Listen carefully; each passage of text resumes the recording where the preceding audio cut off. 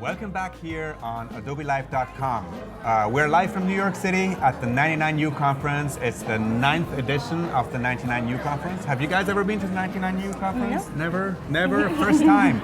So the first time for our guests, but this is the 9th 99U conference. The 99U conference is a conference that was initially organized by Behance, and after the acquisition of Behance by Adobe, it also became an Adobe conference. And this conference is all about empowering creativity. And yes, to jumpstart creativity, whether you're beginning a project or you're stuck in a project, 99U has the solution. So check out 99U. It's a really cool conference. It happens every year here in New York City. And we're streaming live. This is day 2 on AdobeLive.com. And I'm joined now by Avalon Hu. Hello, Avalon. Hi. You are working at Adobe, Yep. and you're working with the mobile apps at Adobe. Yep. Can you just give us a little introduction of what you do? Right. So when I just started, I start with working on kind of how the assets, like how people use assets on mobile. Mm-hmm. And now I kind of extended my role and I'm working on assets and collaboration in general across different platforms. Just not just looking at mobile. And since for us, it's really important to make the experience seamlessly across all different platforms.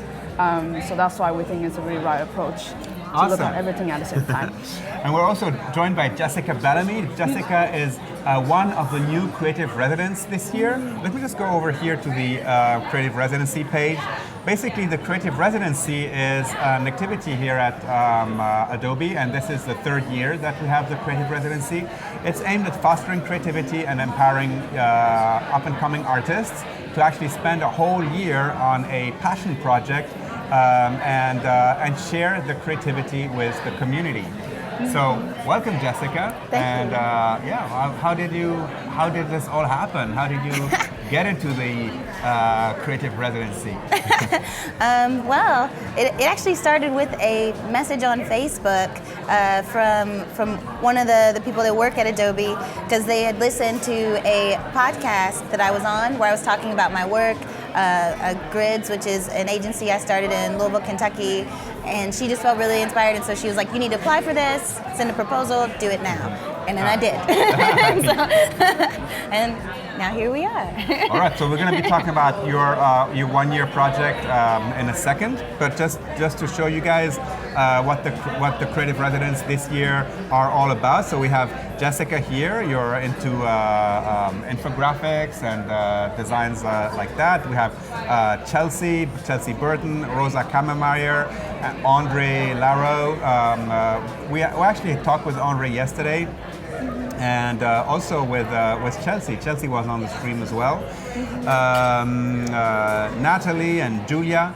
Actually, very interestingly, Julia and Rosa here are the first time German creative residents. Up to now, it was mainly US-based, the creative residency, and this year we've extended it to Canada and Germany. So that's going to be super interesting to see how the Creative Residency also unfolds outside of the US.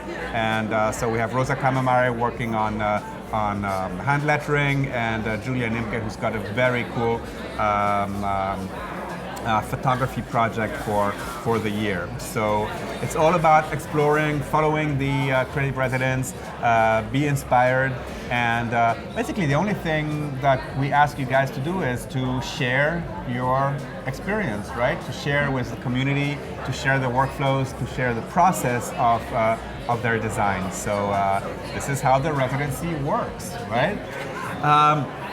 Coming back to you, Avalon. Let's start. Let's explain a little bit what your work is all about and what. Yeah. So since the past 6 years, most of my work is in product design, but I also do illustration on the side. So I usually do for like posters and characters, and I really like minimum style. So I try to use a lot of shapes and bright colors to make up my work. So this is like something I done mostly last year with Adobe Illustrator. So that's why this year one of my goals is actually do a lot more hand drawing type of stuff, and that's why I started doing the 100-day challenge with the Adobe Draw on iPad. Do we have some examples already of the 100-day challenge? Yeah. Oh, well, So, I love these graphics. They're so cute. Yeah, so this is a submission to a pin competition. Okay. Yeah, so like 4 of them are set for like your kind of astronaut thing with animals and people. Yeah. Awesome. Yeah. So so all my 100-day projects on my Instagram. Okay. So for those who didn't know about like 100-day projects, basically started by designer El Luna, and based on her definition, it's like a celebration of process to help people, encourage people like commit to 100-day of making. So this year I want to commit to like continue drawing every day, also digitally. So this is what my current work is at right now. And to give you like the full story, if we just scroll a little bit further, more. Yeah, it's been quite a journey. That's prolific. I mean, this is so much stuff. Yeah. Oh. So start here. Here. So to begin with, entering this challenge, I kind of like thinking about what I want to draw, and since before this, I didn't really have like a daily practice of drawing and posting my things onto social network. So I'm just thinking about how can I feel safe and ease into this experience by choosing something more fun and humorous. And also I think that animal could be a good like starting point, because I can do a lot of things with animals, and it still kind of use my creativity while without feeling like too exposed at some level. So yeah, that's how I started. And so just like the inspiration could go anywhere. I usually started either from animal I want to draw if I have a very strong feeling, or I can starting with something I see in my surroundings. So if you jump out of the view, scroll up. So a lot of things could be up a little bit. So like for example, I live in Brooklyn, so there's a lot of hipster cultures. Oh, so this I one, was you point out immediately. The hipster lion. Yeah. I spotted that hipster lion right away. Yeah. So so a lot of inspiration just by observing, what's happening around me. And another example is that there is like a duck as a farmer. There's a farmer's market just right outside the Adobe office. So like that's also kind of one of my inspiration come from. So this is like my first phase of my 100-day project, and I definitely feel like to start my kind of style kind of jump here and there, but then eventually reaching to a point that I have a more steady style and knowing where I'm going.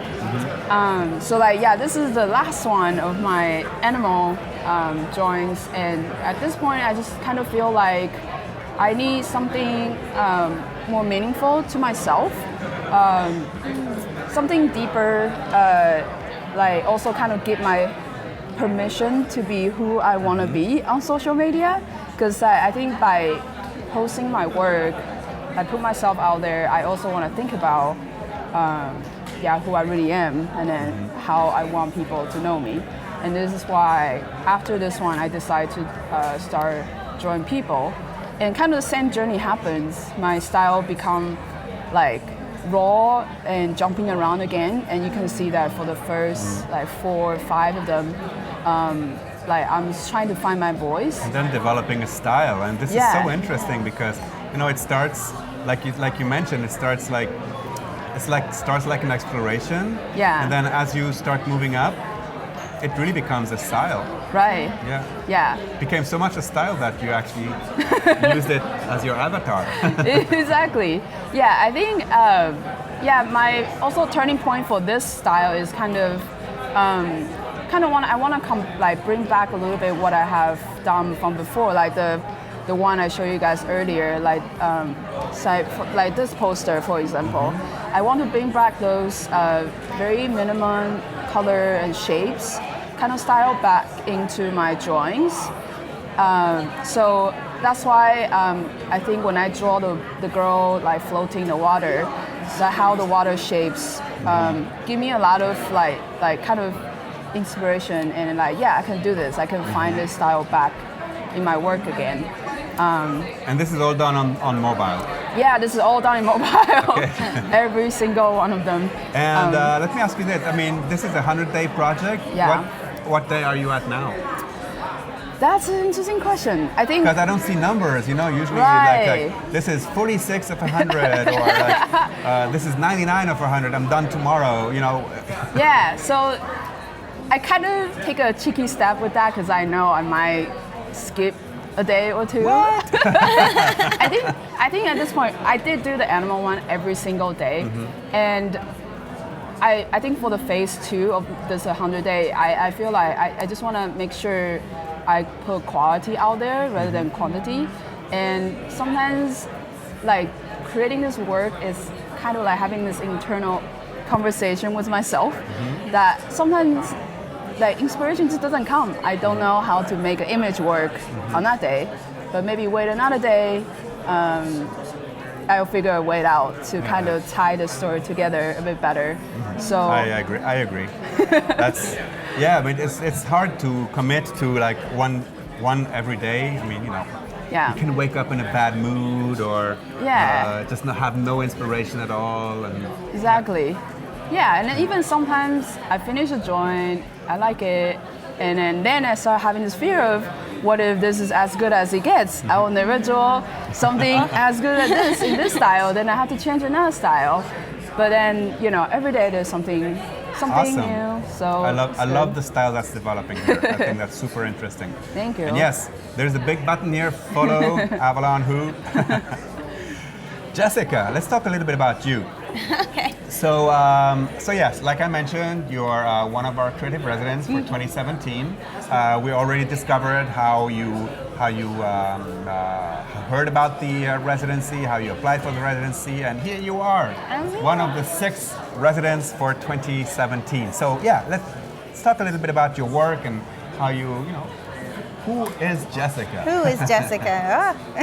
Well, I'm really interested in information graphics. That's the crux of the thing I've been doing for the last 2.5 years, is designing information graphics solely for like social justice initiatives, like nonprofits, community groups, anything that's trying to like move things for change, right? And these partnerships that I've formed have taught me so much about what data equity looks like. Like what does conscious and responsible design actually entail, and how do you apply that when you're working with a nonprofit and they know they want to get across this specific thing? Like, let's say they have a service they want to share, and to break down language barriers, like access to information, all sorts of things. It takes visuals, and I think people see this plan and and working together. It's all about communication strategy. It's all about having the proper fit, constant feedback, and I'm now at a point where I feel like I'm ready to be the pilot of my own design work. Like, a lot of things we're looking at right now are things that I've created for other organizations, community groups, so forth and so on, like I said. And I have a lot of ideas of how I think I can impact using visuals, and a lot of different ways that I would like to grow. And I think this residency is such a blessing. It's right on time, Yes. Right? So I'm really excited. You want me to tell you what I'm doing? Well, one thing that I can tell you for sure. I mean, I spent some weeks at the beginning of the year working for nonprofits, NGOs in Greece, helping the refugees, and I know that like infographics, like explaining what they do, is so essential because, and especially they need to look beautiful because people, need to catch people's interest and also like to inform them about what's happening there. And I think that you're doing that. I find that awesome. That research into to giving almost a voice to people who usually don't have a beautiful voice, like design voice. It's true. Like with design, like you're giving like credibility and authority to organizations that already have so much powerful content, and maybe there's policy makers or people that have resources that don't necessarily acknowledge them because it doesn't seem as valid because their physical, the way they present to the world is not as strong. Yeah. So yeah. So super important. So important. Yeah. Let's talk a little bit about your project for the year. What is it that piqued Adobe's interest in your proposal? Well, it's my project has two halves. The first half is making motion graphics. So I'll be making 2 to 3 minute videos that are meant to teach people how to leverage change in their own community, like at the community level. And the second half is doing a series of hackathons around the country where I'm teaching people how to make information graphics and like all about these ideas about conscious design and what that looks like. And then partnering with different nonprofits that are in that city using those like wonderful data sets that are personal narratives, that are stats, and allowing these creatives to really like go hard, go hard or go home, to make materials that can be mobilized and once the hackathon is over. So those are two halves of my project. Awesome. Do you want to show some of your work, some of the things that represent you as a designer? Oh, sure. Maybe is it here? No. Those are some of the draft stuff. Like, okay. I'm very much into feedback. So anyone who's listening, feel free. I'm going to be posting like bare minimum. This is what I'm doing. Tell me what you think. Even talking about themes of gender is something that I recently came into as far as trying to get feedback. Like if you click on the first draft. Yep. Okay, so this is me when I first started playing with the motion graphics. Remember, we just started like in the last 30 days. So seeing how I can make animations, making characters move, making sure they're rigged correctly. But if you scroll down, when I was doing this character design, I really wanted the person to be androgynous. And one thing that was interesting, when I put this out into the ether with kind of like a slew of different hairstyles, like as the first kind of tipping point to get this conversation started, I got a lot of really interesting private messages about like what does androgyny look like and how am I supposed to actually help give you feedback. Some people think of androgyny as either the absence of either male or female characteristics, and some people were thinking of it, well, where's this happy medium between the two? And some people just said, well, androgyny has nothing to do with the onlooker. It's absolutely just about that person and how they feel and how they identify. And so all these different dialogues, I'm going to share back more of these experiences as much as I can. I think are just as important to really crafting really great work. Those are the top 3 hairstyles that people had chosen between Facebook and Twitter.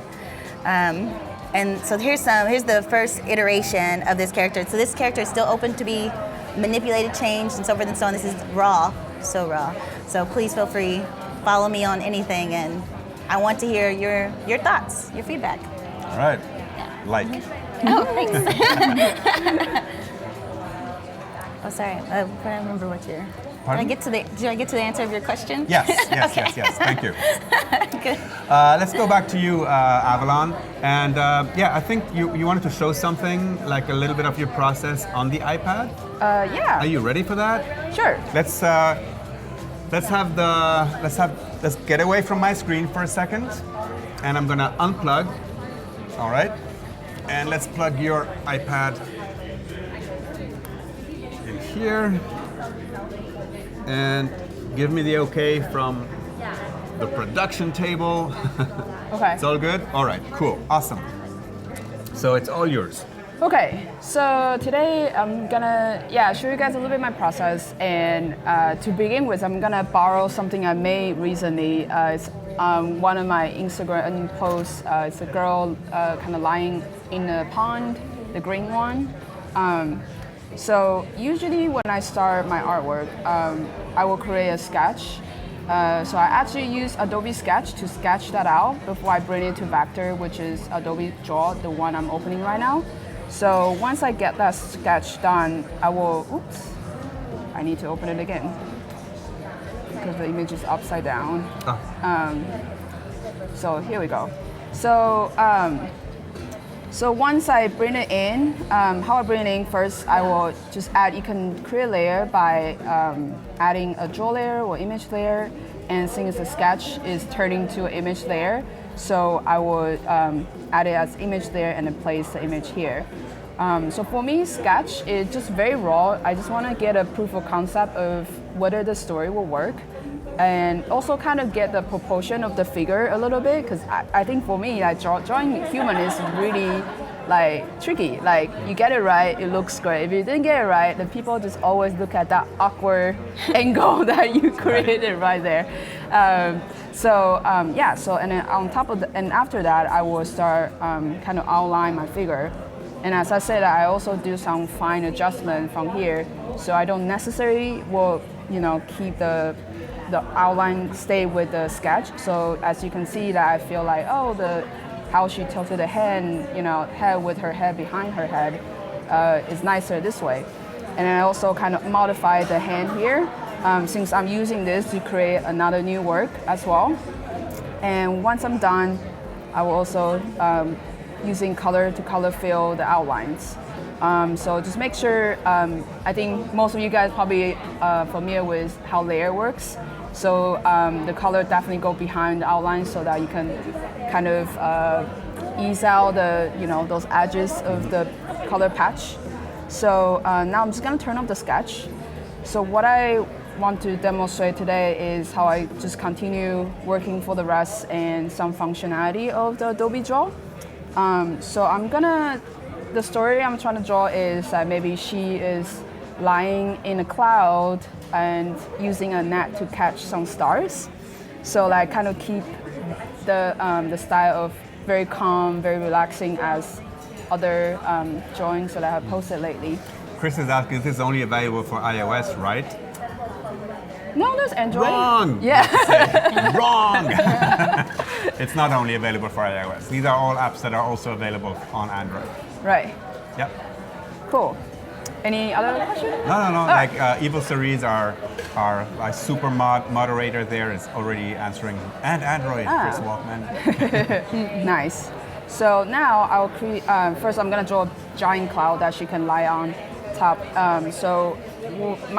The brush I use mostly is actually the first one. It's just a very steady, like a pen brush. And something about the brush is, so you can set the thickness. I usually set it at 8. It just I figure like a proportion that 8 is actually great with anything else I do. And you can change the color as well. And one thing I want to mention here is, so because this pen, Apple Pen, is really also good at receiving pressure, so you can, even if you set a number here, if you use it harder or use it lighter, it actually changes thickness. So is the thickness you choose like the medium thickness? Yeah, I think so. So when it's probably... Yeah, it's like if you just use it regularly, mostly it will stay that way. Mm-hmm. And if you do like a little bit like a natural kind of stroke, I will leave it on. But if you want a very smooth shape that without you kind of watching yourself, how hard you put your pencil, you just turn that pressure off, and you can always get a very steady thickness of the line. So yeah, as I say, I kind of like it a little bit rough, but so I will turn it on. So here I'm gonna draw a giant cloud, and I want to make sure the cloud is actually behind her so that it don't mess up what's in the front. So I'm just gonna freehand draw a big cloud. And something really cool is that in Draw, the shape you draw, that if it's a closed loop, once the wall is created, if you just long tap on it, you can just quickly fill the colors. So Robzilla is in the house. You know Robzilla? No. Robert Generat III. He's like a super talented iPad. Oh, cool. He does, he does incredible illustrations. Awesome. I should definitely. Welcome, Robzilla. Yeah, you should definitely meet Avalon. Cool. So the first is using the free shape. And if you want to use like shapes that have created for you as well, if you just look at the tab, there are like different basic shapes, and as I mentioned, I want her to use like a net to catch stars. So first I'm gonna use a line tool to create the wand she holding onto. So this is kind of like, you know, drawing with a ruler, and you place a ruler at where you want to draw, and you just make a line with it. And now I'm done. And we want to use another shape to continue drawing the net, which is a circle tool.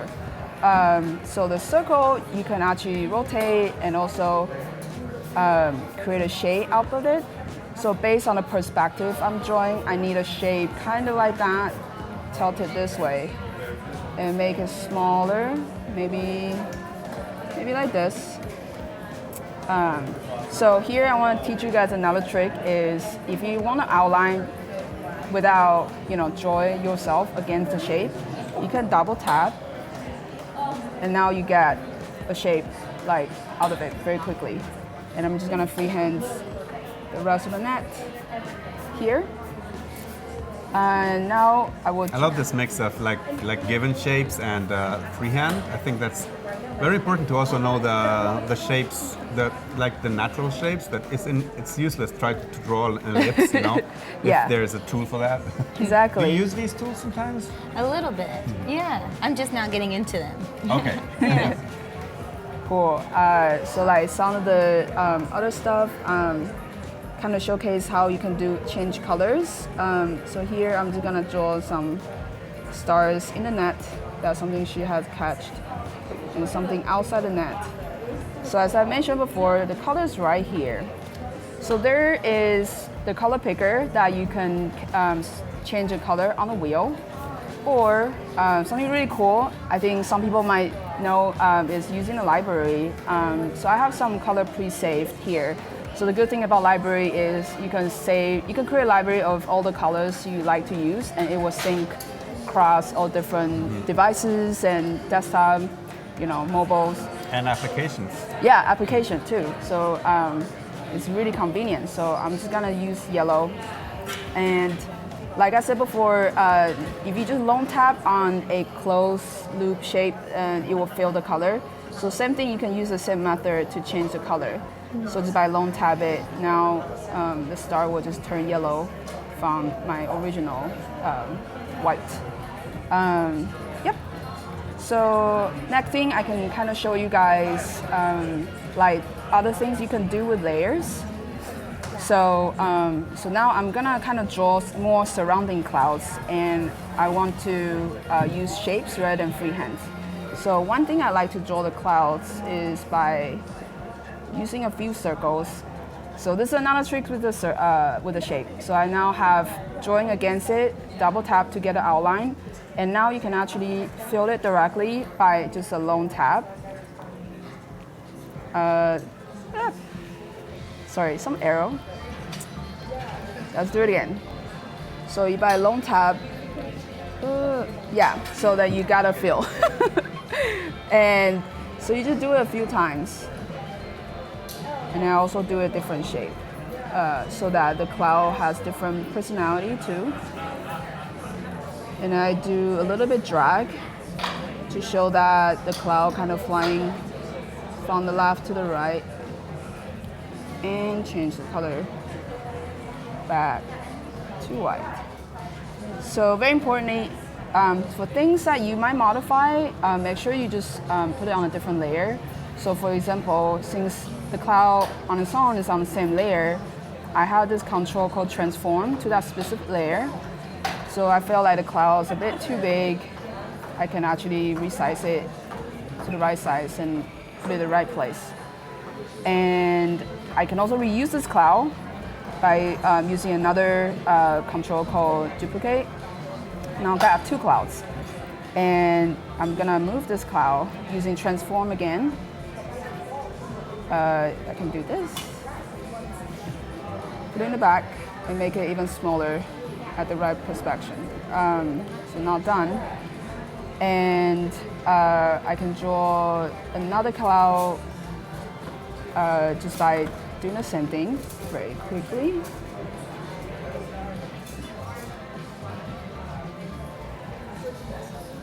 So once those 3 clouds are there, I will show you guys how do you merge layer together. Helen says, cute, the print for the PJ shirt. Yeah.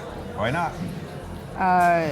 Cool, actually. So I want to draw a different direction, so I just use I swipe left to really quickly erase what I just did. So now I'll do it again. This is Adobe Illustrator Draw on an iPad, but it's also available for Android devices. Yep. So transform. That's for you, Squib TV and Sea Salt. So, okay. Now I have 3 clouds, and they all kind of in different layers. So, as I say, if you keep it separate, that means you got a flexibility. But once you get the composition you want and you want to lock down as a group, so one thing you can use is something called merge down. So you just tap on the layer again. Once you merge down, you see that now the 2 layers are like binded. So when you move them, they will be moving together. So let me just merge down one more time. So now the 3 clouds are a group. So now if you transform them together, they're always moving together, and they will be resized together as well. So yeah, do some tricks. Cool. And then now from the act directly you can share it? Yeah, so you can share from here. You can share directly to Behance, or share as an image. You can have a link to the project. And really cool that if you do want to continue working this on a desktop, you can open this. You can open this on a desktop to Illustrator. Yeah, and that's pretty cool because when you click that and you don't even touch a computer, Illustrator will open on your desktop, and boom, the illustration will be there for you to continue working on it. Well, thank you. Yeah. Let's move back to my computer because I want to talk a little bit more about your infographic hackathons. So Okay. I'm going to be switching things here. Because the infographic hackathons are actually part of your Creative Residency, right? That's one of the plans for this year. So yeah, why don't you talk a little bit more about this hackathon project that you have? Absolutely. So there's 3 different iterations for depending on what type of event that I'm hosting at. There's a shorter version that's an hour and a half. There's a version that's 3.5 hours, and then there's the full 12-hour version. And so I know. So I've been partnering with other organizations and trying to also be present during conferences that are already going on. So I'll be in Detroit this month. Next month for or this month. That's the 15th through the 17th. 15th through the 18th, I'm sorry, at the Allied Media Conference. On the 17th is the day I'll be doing a hackathon. It'll be the shorter iteration. So the Allied Media Conference is kind of a mixed media sort of conference. It's all about social change. I'm partnering with some local nonprofits that are doing advocacy work around housing, and so the wealth of data and personal narratives will be around that, and the creatives will be broken into groups, and we'll begin to make work, and the nonprofits will help judge and critique at the end. So where would people, even, you just mentioned an event that's happening this month? Yes. So where would I find out about that? Well, if you go to my website, I have this one here? a calendar, yes. Okay. Right there. Oh, here we go, yes. Yeah. So it's jessicabellamy.design. I didn't even know that .design existed. I didn't know either until recently. I was like, oh, well, okay. That's easy. All right, so yes, you're live now for the 99U conference in New York City. Yes. Oh, even the time and everything. All right, and then here, that's the best way to find out, what Jessica's doing and when she will be doing it. So, Yes. I'm super excited to see, how these things are going to be like evolving, and yes. it's just so cool. Oh, and AIGA Louisville. Yeah. and there's still opportunities to propose a city. If you are a part of an organization or a conference that I could also host an event, it could be any of the iterations, the small, medium, or the 12-hour robust one. Either any of those iterations are fine. 12 hours, like full 12 hours? Full 12 hours, like no break. No break. No break. Only you get breaks, right? Yeah, no, I'm kidding. Okay, you continue working, okay? I'll bring lots of coffee. Yeah. Don't worry. Coffee, food, it's all good. Awesome. And so this is one part of your project. Let's talk a little bit more about the other part of your project. The motion graphics. I'm so excited about those because as a community organizer, which is another hat I wear in Louisville, there are a lot of different mechanisms and information that people aren't aware of, like how to actually make change happen in your city. Like a lot of times when we get really frustrated with what's going on, we try to think like really big, try to make change federally. It's too far. It's statewide, maybe. But what can you do even in your community, in your neighborhood, to actually like see something good happen, right? And there's a lot of great examples around the country of neighborhoods that have really taken power of their own resources, the command of their own initiatives, and they have done tremendously great work. And so I'll be making tutorials breaking down like how to see change, even if you have like no background in policy reform. And some of these things will even be just simple stuff that you can do even as an individual to affect change. All right, so to follow Jessica, it's jessicabellamy.design. But also remember that Jessica's this year will be part of the Adobe Creative Residency, and we have 6 creative residents this year. So here's Jessica, and there's like Jessica's portfolio, there's all the links that you need.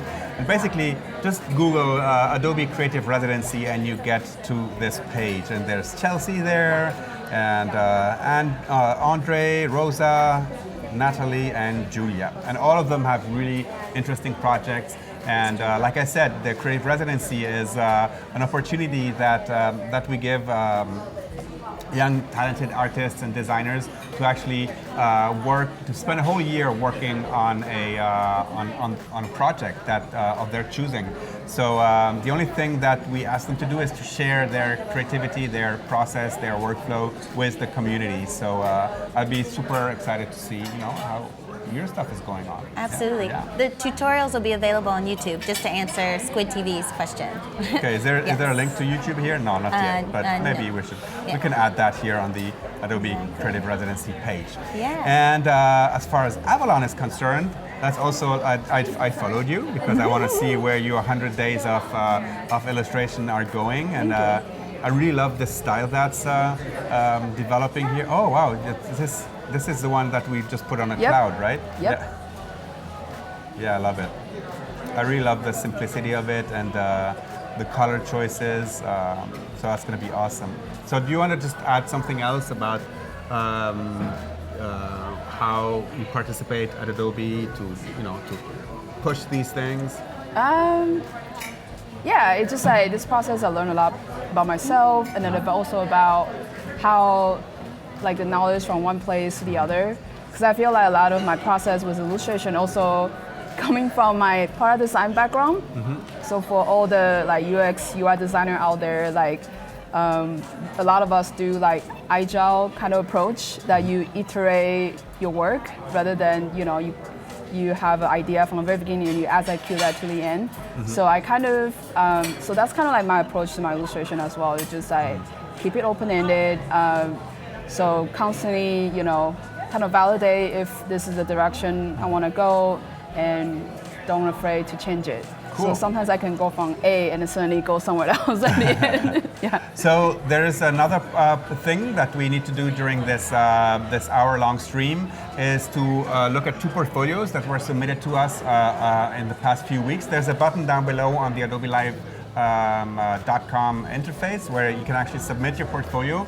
This doesn't mean that we're going to be looking at it today, but you'll definitely be taken into consideration for future streams. We're going to be streaming a lot in the future, so there will be a lot of opportunities to look at portfolios. So these 2 portfolios, the first one from Walter Petrone from Naples in Italy. And Walter, if you're in the chat, just give us a shout out. And if you have any questions for Jessica or Avalon, please put it in here. So you guys had a chance to look at the portfolios already? Mm-hmm. Is there anything specific that caught your attention, that piqued your interest in Walter's portfolio here?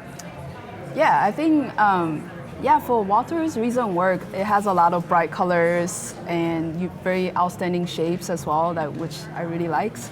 And I also see some of his past work has also different styles, so I'm very curious about the story of like transition to a different style. And also like question for Walter, that what's the inspiration for like the Destroy the City? Because that's like one of the very different style, which also reminded me of Red Fink, like the hot rod time that kind of style. Walter is here. Yeah. Hello. Walter. Benvenuto su Adobe Live. In Italian. Oh. For Walter. You're like going, what? What's happening? Rufus is freaking out. Okay. So yeah, that's awesome. Yeah. It's long illustration. Nice way to present it here also.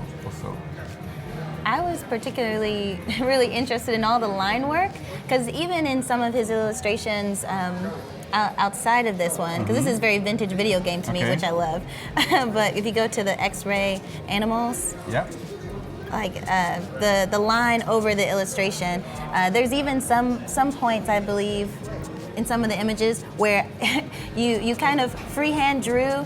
Almost, I felt like you weren't afraid to like just do what you felt and what your hand was doing. I didn't feel like you were trying to make something that was necessarily smooth. You wanted to make something that felt right, like with some of your line work. And so I really appreciated that. Because I'm just really interested in lines. Like I have a degree in drawing as well, so being a draftsman is, I really thought it was fun. I like it, like his nickname, Wally. Hey, Wally. Walter. Yeah. Oh, nice. Yeah, like these are probably like They're maybe really fun. earlier ones, like earlier explorations of the X-ray animals. Yes. And then get into more detail. I really like the choice of color. I'm gonna say the choice of colors that he used for these posters. One thing that I always tell people when they create Behance portfolios is give us more information, give it a title. We know it's X-ray animals here, but it's nice to have some more information on top of the page, and maybe a paragraph or two about the process, because you were mentioning this is like the hand-drawn feeling of it, and but are we sure? No, we're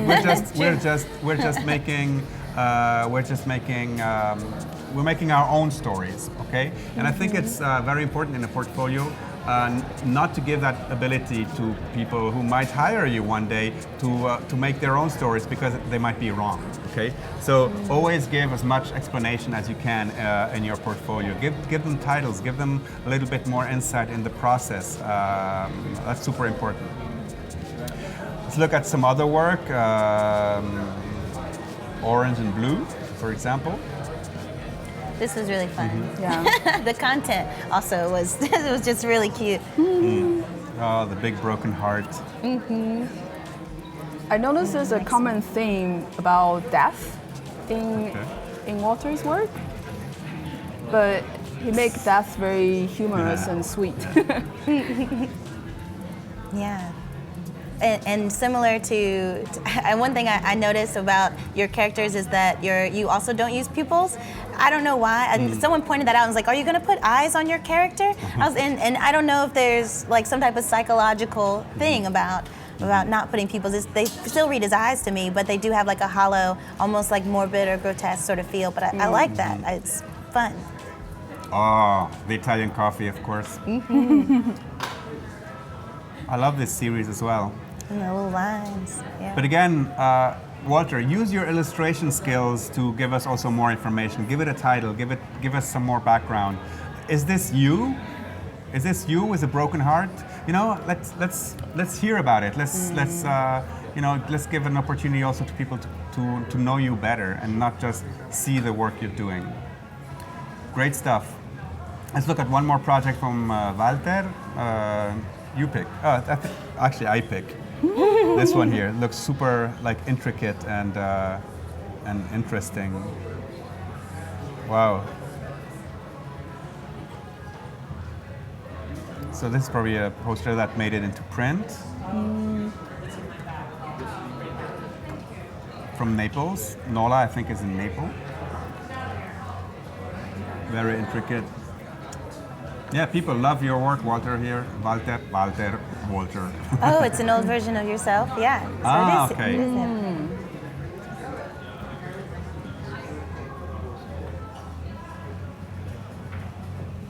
And yeah, I don't know. This piqued my interest because of the complexity of it. Very cool. I like the lines within the wood. Like the the little small ones? Yeah. Yes. That texture it creates visually. All right. Walter, thank you for sharing your portfolio. That's amazing work. And those of you in the chat, follow Walter. Oh, whoa. Oh. I didn't sign up. Of course I'm signed up. Come on. I'm not going to log in now, okay? Because my password might be seeable. Anyway, That's great right. work, Walter. So we're going to move to the second portfolio that was submitted to us from Wenjia Tang, a freelance illustrator from Baltimore. Not so far away from here, right? Baltimore is like next door almost. Yeah, like north. Is it north from here? I don't know. It's close. My U.S. geography. So completely different style of illustration. If you're in the chat, Wenjia, please give us a shout out in the chat. And okay, oh, there's a lot of stuff here to look at. But I see a common style. And I like it already. But so I'm going to let you guys choose what you want to look at. I like the first one a lot. The maps, yes. Yeah. I think in general, like Wenjia's work has a very, very strong concept, like very focused and a lot of really nice details. And I kind of read about her website that she says she like using some screen printing kind of texture. So this like really beautifully done in her artwork as well. I love how she plays with warm colors and saturation to call attention to things and create movement. So much things happening in this person's head. And it's such a lot of these are very like conceptual infographics in my mind, which I love because there's not enough of, because they're not trying to be specific in geography. It's capturing a feeling just as much as it's capturing information. Yeah. And I also like the hand letterings on some of the illustrations. Yeah. Like this, probably? Yeah, And those. this. Yeah, those. Yeah. The style just match really well.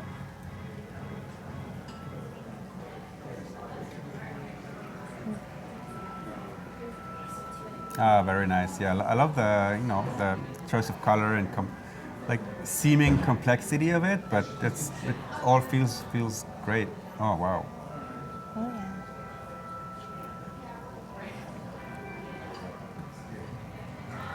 Do we know Someone's really what proud. tools and applications she used? She didn't mention. I think it says, well, and one of them I think it said Illustrator, not in I this see. one specifically. Yeah. So I see a lot of artists and designers actually creating the base with a clean base in Illustrator and then bringing it into Photoshop to add the grids, the textures, and things like Right. that, because that would be far more like time intensive and also like computer intensive Right. in Illustrator. Yeah. Great. So how can I like it? Okay, I don't know. You might have to go back later when Yeah. you log in. Another project. We could do the animal zoo because that was definitely, it's the alphabet zoo. Oh, okay. This was incredibly fun, very creative. Like I really want to know like how long, like how many iterations were done for each of these letters. So this was seemingly a student project because it was a semester-long project. wonder what school you went to, Wenja. Probably it's written somewhere. But again, this is what I mean. That just a little bit of a title and a little bit of explanation of what this is all about. It's so much easier for us then to understand what it is. Came up with the idea of combining a zoo exhibit with a letter form, and ended up with this Alphabet Zoo series. Okay, say it very fast. Alphabet Zoo series. Good. You say it very fast. Alphabet Zoo series. Whoa, okay. Yeah, because I wonder, like, because some of them, like there's one with the, I guess, dinosaur. I was really impressed with because I wouldn't have. It was just really creative. So it's deep. Did I miss it?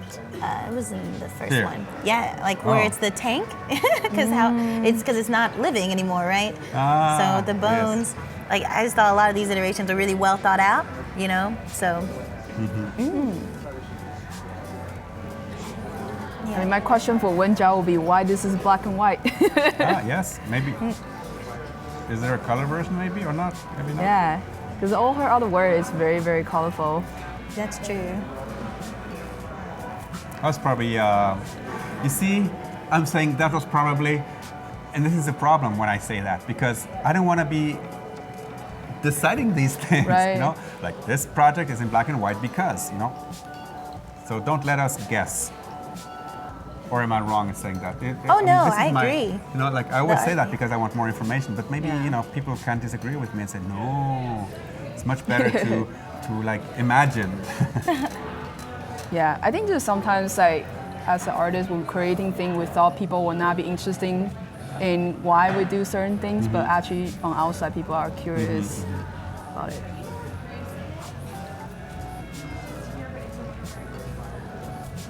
That's also a very good idea also to put always the things on The mock-up.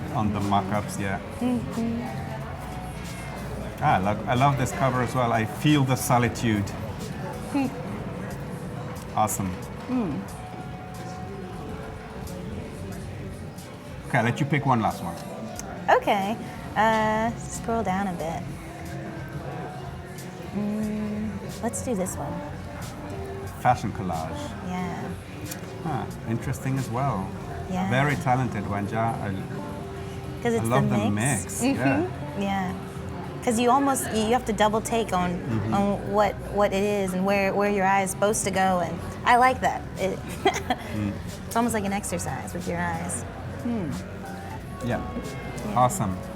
Great work. But again,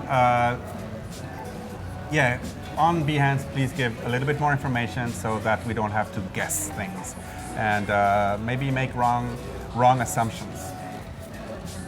All right, so just to close everything up, Avalon, this is your Behance, not your Behance, your Instagram feed, and that's where Avalon publishes her images for her 100-day project.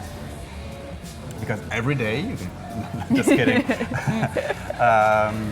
But yeah, like I said, what fascinates me here is that it started as an experimentation, first with these animals here, and then with actual people, and then it became a style that is you, and I'm super interested to see where this will go in future as well.